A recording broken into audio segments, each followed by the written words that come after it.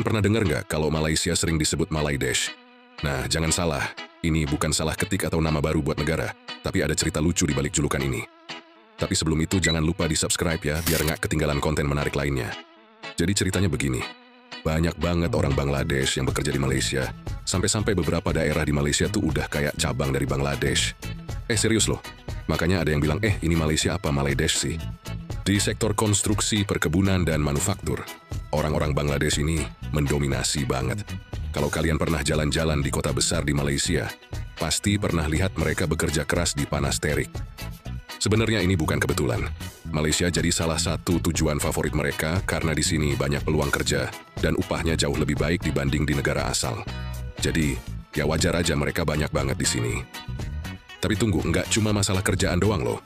Ternyata, ada faktor lain yang bikin Malaysia jadi nyaman buat mereka. Salah satunya adalah agama. Karena mayoritas di Bangladesh dan Malaysia sama-sama Muslim.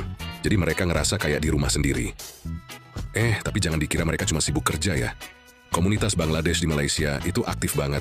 Dari buka restoran sampai toko-toko yang jual barang-barang khas Bangladesh. Jadi mereka tetap bisa ngerasain suasana rumah, walaupun lagi di negeri orang. Nggak heran deh, kalau kalian jalan-jalan ke beberapa daerah di Malaysia, kadang ada yang bercanda, ini mah bukan Malaysia, ini Malaydesh. Kayak kampung halaman kedua buat orang-orang Bangladesh. Salah satu hal yang bikin mereka betah juga, proses imigrasi ke Malaysia tuh relatif gampang dibanding negara-negara lain. Jadi, makin banyak deh yang tertarik datang ke sini buat nyari rezeki.